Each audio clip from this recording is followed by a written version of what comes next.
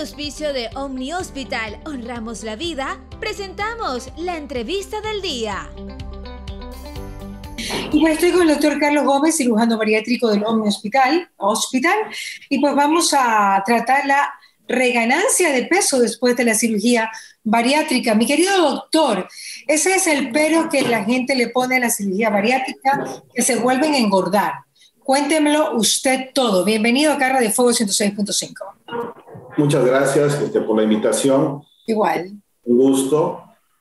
Es un tema muy importante de la reganancia de peso, ya que es en un contexto global, es un problema que se viene presentando y cada vez más frecuente. Comenzamos hace muchos años a hacer la cirugía bariátrica aquí en el Omni. Comencé a manejar el programa de obesidad aproximadamente hace 9 años. Vengo haciendo cirugía. Y eran otros tiempos porque la mayoría de pacientes que ingresaban en esos momentos nunca nos pedían una nueva cirugía. Tampoco en los congresos se hablaba de esas nuevas cirugías, pero hoy en día es una cirugía muy común que comenzamos a hacer hace unos pocos años y cada vez vemos más pacientes que llegan a nuestros centros. Yeah. Hay muchas cosas que vienen alrededor de una cirugía de estas. Y no siempre la culpa es del paciente, ni la culpa es del cirujano. Hay cosas que son, que hoy día sabemos y que cada vez estamos buscando una mejor alternativa para que estas cosas no sucedan, porque realmente es un impacto emocional muy fuerte para el paciente. Son pacientes que al reganar peso se derrumban. Normalmente un paciente con una obesidad grande, su autoestima y no es de la mejor. Y peor cuando el paciente ya ha sido operado y viene con una reganancia a nuestro centro. Entonces, ya el trabajo multidisciplinar cada vez tiene que ser un poco más estricto y ver qué está sucediendo. Y es un nuevo aprender que tenemos ahora en la nueva cirugía, porque no solamente es saber que las libras que ganó, sino qué vamos a hacer. Ahora, ¿por qué se produce la reganancia de peso, doctor? ¿Hay varias variables importantes que hay que tomar en cuenta? Sí, hay varias. Un gran porcentaje es que no se escogió bien el procedimiento. Pensábamos que habían procedimientos que tenían mejores respuestas a largo plazo y no lo son. Entonces, normalmente había pacientes que por temor a una cirugía, como decirle un bypass gástrico, se hacían una manga cuando no eran candidatos para la manga gástrica. Entonces son pacientes que ya traían un problema de un metabolismo lento, o una resistencia a la insulina, con una gran cantidad de libras por perder, y que hoy sabemos que esos pacientes ya no los hacemos con una manga gástrica. Tenemos un problema, tenemos muy claro de que la obesidad es una enfermedad, y esta enfermedad se nace de una adicción a los alimentos. Por lo tanto, se tiene que ir por mecanismos diferentes a solamente pensar que con una manga vamos a solucionar todo. Entonces, va desde escoger mal una cirugía, no haber educado bien al paciente. A veces el procedimiento no se lo hace correctamente. Hay procedimientos donde hay muchos pequeños detalles en la calibración de los procedimientos, los tamaños de los estómagos, los tamaños de las anastomosis. Entonces, eso es importante en el hecho de hacer un procedimiento que dure en el tiempo. Ok, tomando en cuenta que el bypass gástrico es mucho más invasivo, pero que sirve mucho más para personas con mayor cantidad de peso mórbido, ¿no? Estamos hablando de eso, y que la manga gástrica es menos invasiva, pero que realmente no da los suficientes frutos como para poder estar flaco toda la vida, o flaca. Así es. La manga gástrica es un procedimiento restrictivo, o sea, solo restringe la cantidad de alimento que que el paciente va a ingerir, y eso es una gran ayuda. Pero el bypass gástrico lo que nos ayuda hoy en día es que el 50% de lo que come el paciente no lo absorbe y lo elimina por las heces. Por eso es que es la mejor cirugía para los pacientes con diabetes o pacientes con hipertensión, porque este paciente que está acostumbrado a consumir carbohidratos y azúcares no cambia su conducta. sigue con sus conductas igual adictivas al azúcar, entonces con este bypass, por lo menos el 50% de ese azúcar no lo va a absorber y lo va a eliminar por las heces. Entonces, eso es una gran ayuda que tiene el paciente al hacer un procedimiento como este. Claro, ok, hablemos de otra variable, de por qué hay la reganancia de peso. Esa es una, por escoger un mal procedimiento. La segunda, ¿por qué razón, doctor? Bueno, es en el momento ya de quirófano, el no calibrar bien un procedimiento. Existen bypasses y bypasses, ¿no? Tenemos colegas que hacen cirugía oncológica. Ellos, cuando hay un tumor, hacen un bypass, pero ellos no calibran el bypass, porque lo que ellos menos quieren es que les baje el paciente de peso. Entonces, cuando uno hace la unión del estómago con el intestino, utiliza calibradores y les va dando tamaños. Porque tú entenderás que si tenemos un estómago grande y dejamos un intestino que quede grande, va a pasar toda la comida y no va a haber saciedad. Entonces tenemos que hacer una restricción para que el paciente no tenga llenura y se llene con poca cantidad. Entonces los tamaños son muy importantes en los pacientes. Eso es algo fundamental. En el momento del procedimiento, hacer un procedimiento que esté bien calibrado. Muchas veces me ha tocado, hace poco tuve un paciente que se operó de un bypass gástrico y el paciente fracasó. Lo volvimos a operar, pero en esa reoperación, que se llama cirugía de revisión, nos dimos cuenta que el paciente tenía 11,7 metros de intestino. Entonces, eso nos da mucho hoy día de que para cuando hacemos un procedimiento, contar el intestino. Entonces, eso era algo que no se hacía antes. ¿Para qué? Doctor, cuéntame. Entonces, a ver, estamos hablando del intestino grueso y el intestino delgado. El intestino delgado. Normalmente tenemos de 6 a 7 metros. O sea, el primerito, el que se pega al estómago, ¿verdad? Exactamente. Hablemos para los mortales, doctor, para podernos entender. Okay. El intestino delgado es el que está más arriba. ¿Cuántos metros tiene? 6 a 7 metros aproximadamente. Ok, entre hombres y mujeres 6 a 7 metros. Exacto. Cuando nuestra gran raza mestiza tiene 6 a 7 metros. Ok, perfecto. ¿Y que los arios tienen más o menos? A veces se ve que los anglosajones tienen mucho más intestino delgado. Ah, no, son más largos, pues, ¿no? Yo me imagino que... Exactamente. Claro. Entonces, muchas veces, el paciente había tenido 11, 12, 13 metros. Entonces, el bypass quiere decir puente. Entonces, nosotros hacemos una cirugía donde puenteamos la comida y podemos hacer un puente a 2 metros, a 2,50 metros, según el peso que querramos perder. Ya. Si tenemos un paciente que queremos que pierda mucho peso, nos vamos por encima de un puente de 3 metros. Ah, ok. Pero claro, si queremos un paciente que no quiera perder tanto peso, porque su problema es la diabetes, por ejemplo, nuestro puente es más corto. Ya. Pero este paciente, que si por si acaso te fuiste el detalle de que no contaste el intestino total, puede haber un problema de que él nació con demasiado intestino y tú le haces un puente a 2,5 metros y el paciente no te bajó nada de peso. Ok. Entonces y si lo dejas un intestino muy corto, si no cuentas cuántos metros tienes del intestino de ese paciente. Exactamente. Entonces, ¿Qué pasa si dejas un intestino muy corto? Va a tener mucha diarrea ese paciente. Ajá. Va a tener diarrea, va a comer el paciente, tiene síndrome intestino corto. El paciente va a comer esta cirugía bariátrica ha ido como mejorando con el tiempo. Yo me acuerdo que hace mucho tiempo Maradona se hizo una cirugía bariátrica, creo que fue uno de los primeros, y él contaba, o en alguna entrevista contó, que tenía mucha diarrea. Y me imagino que antes no estaban bien calibrados los procesos de este bypass, de esta unión entre estómago e intestino delgado, doctor. Ha ido mejorando. Todos los criterios hoy día vamos mejorando. Hoy día vamos tratando de hacer conceptos totalmente diferentes a los que teníamos hace 10 años cuando comenzamos a hacer la cirugía, ¿no? Personalmente ya tengo 13 años haciendo cirugía y lo que yo comencé haciendo hace 3 años ya no lo hago hoy. Hay muchas cosas que han cambiado. Normalmente, cuando yo me formé en México, mi profesor me decía que el estómago lo tenía que dejar muy pequeñito, que quedara casi como un botoncito, me decía. Ese era un concepto que yo tenía cuando comencé. Hoy en día, en cambio, dejamos estómagos muy grandes para que el paciente se llene y tenga saciedad. Entonces, antes queríamos que no coma nada y que se vomite el paciente. Entonces, hoy día no es así. Hoy día tenemos un estómago mucho más grande para que el paciente tenga saciedad y se quede tranquilo y no coma más. Yeah. Pero lo que hacemos es saltar más intestino, hacer un puente más largo.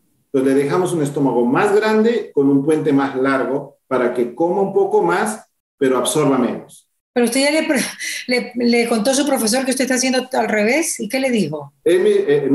Realmente eso es lo que ya todos sabemos y que son situaciones que la ciencia nos va cambiando y nos va dando resultados con el tiempo. Claro. Porque comienzan a llegar los pacientes que como no se les hizo puentes largos, ellos por la ansiedad al comer agrandaron los estómagos. Entonces, de nada sirvió la cirugía. Ellos lo agrandaron. Entonces, hay que dejarlo más bien grande para que no lo agranden y lo dejen ahí. El paciente tiene la mentalidad de que tiene que acabar esa porción de comida y se la va a comer a fuerza. Entonces, ya contra eso no vamos. Vamos más bien con la no absorción de lo que tiene y esta comida. Ya, doctor, pero ¿qué pasa? Un paréntesis chiquito. ¿Qué pasa con la absorción de vitaminas y minerales dentro de este proceso que se quiere que se coma poco, que haya poca absorción o que solamente se absorba el 50%? ¿De qué manera se reemplazan todos estos minerales y vitaminas que yo creo que sería uno de los principales problemas de la bariátrica cuando no son bien tratadas postoperatorio, ¿no? Mira, es un gran problema y es algo fundamental en postquirúrgico. O sea, el paciente que se opere debe saber que esto es un matrimonio de por vida con su médico. No puede pensar de que el paciente, o una vez operado y llegado a estar delgado, ya ha estado de alta. El paciente bariátrico nunca está de alta, no se da de alta. Yo siempre les digo a mis pacientes, y los venimos siguiendo, y los llevamos, y los llevamos, y los llevamos, y se llaman cada año a hacerse controles, a hacer sus endoscopías, su examen. ¿Por qué? Y te digo, ¿cuándo están dando de alta? Nunca. ¿Por qué? Porque un paciente es una enfermedad crónica, que no se cura, la obesidad no se cura con una cirugía. Entonces, el paciente eso lo tiene que entender. Que hay gente que nace que tiene artritis reumatoidea y tiene que ir con su médico toda la vida. Otros tienen obesidad y tienen que estar con su médico toda la vida. Entonces, eso es muy importante. Y la suplementación hoy día es una maravilla porque también no es la que teníamos hace 10 años, que teníamos que usar suplementos que eran para otras cosas, pero nos acomodábamos. Hoy día hay empresas, porque realmente la obesidad es una de las especialidades que más dinero le está dando a la farmacéutica. Y hoy día tenemos los suplementos nutricionales que vienen en forma de malteadas, de helados. Las vitaminas vienen en forma de chicle, en forma de gomitas, tiene barras energéticas. Entonces, un paciente ya no tiene la típica puñada de medicamentos que tenía que tomar a mediodía y otro en la tarde.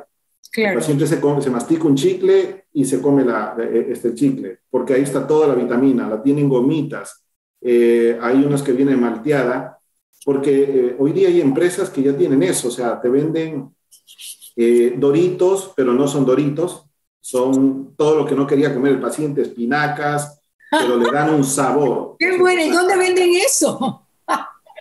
Lo tenemos nosotros ya prácticamente en la mayoría de los consultorios. Hay una empresa norteamericana que se dedicó a hacer esto. Entonces, hoy día el suplemento sabe a Oreo, hay a sabor a Nutella. Entonces, el paciente ya de una forma más amable lo consume. Ya no es tan difícil para el paciente la suplementación. Entonces, uno le dice muchas veces a la esposa mire, su esposo le puede hacer un helado y usted le puede tenerlo en la nevera, pero este helado lo va a nutrir y le va a dar saciedad, ¿no? Entonces, tienen viajes, pues ya vienen las sopas, ya vienen preparadas en sobre, solamente necesitas calentar el agua en una tetera y se hizo su consomé de pollo para que no sufra el paciente. Eso ahora, tenemos hoy día. Finaliza siendo una enfermedad, digamos que es un proceso costoso, doctor, ¿no? Sí, no.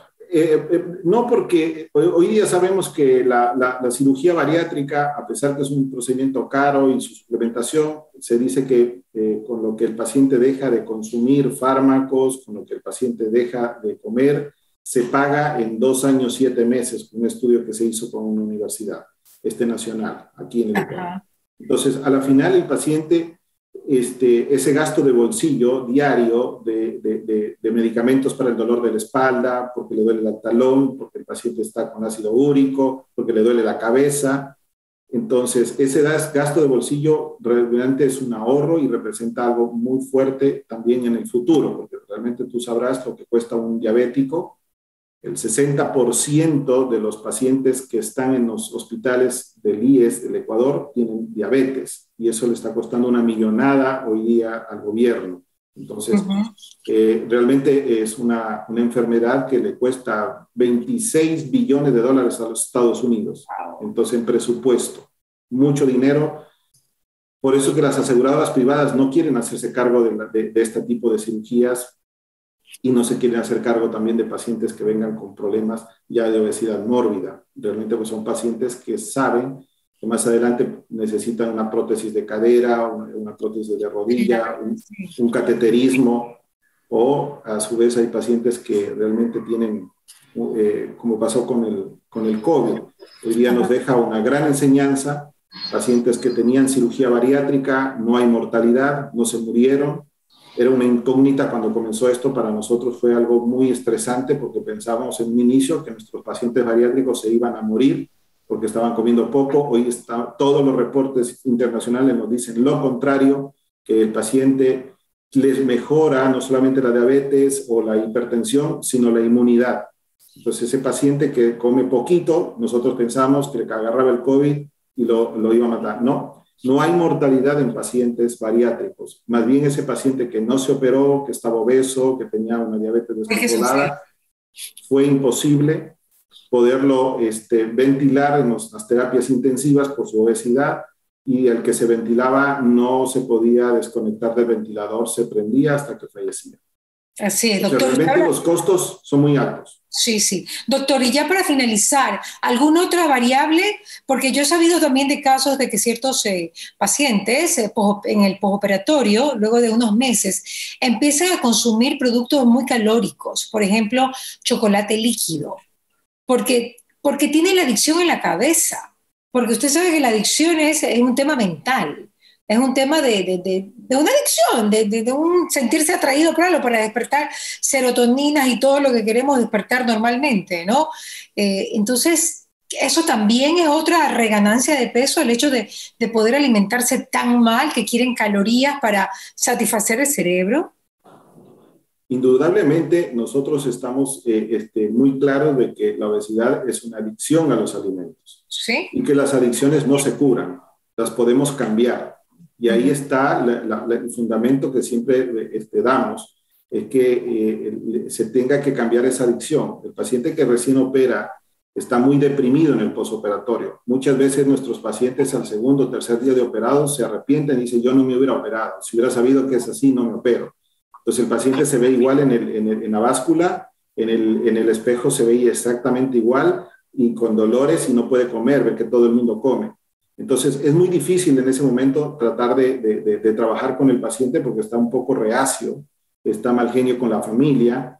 Entonces, pero luego cuando ya el paciente pasa en 3, 4 meses y ve una buena respuesta de la cirugía, se siente más delgado, los amigos le dicen, oye, se ve muy bien. Entonces, es el momento de ese paciente comenzar a incentivar otro tipo de adicción y entre eso siempre será el deporte.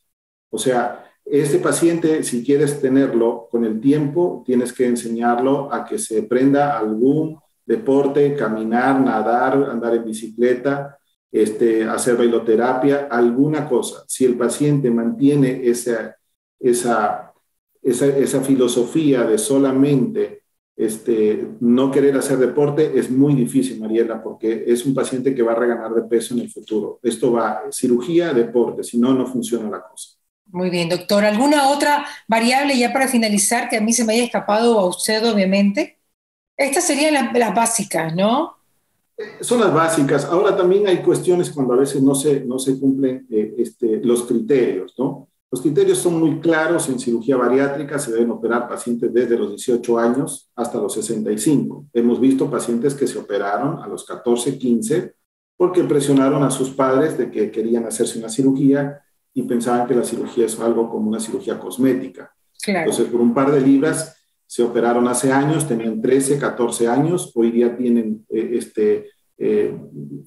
ya se han casado, han tenido hijos y se operaron cuando no deberían haberse operado.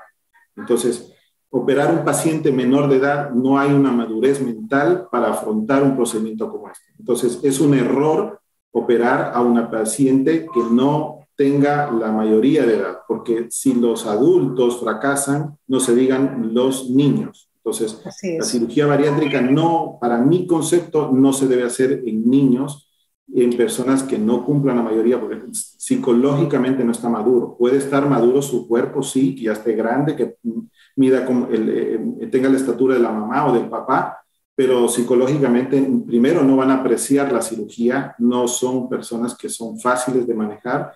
Entonces, hoy vemos pacientes que reganaron peso porque hace muchos años se hicieron la manga gástrica porque se la regalaron a los 15. De regalo de 15 años se hicieron la manga. Hoy día vienen con 25 años después de un parto y vienen con más peso que cuando se operaron la primera vez.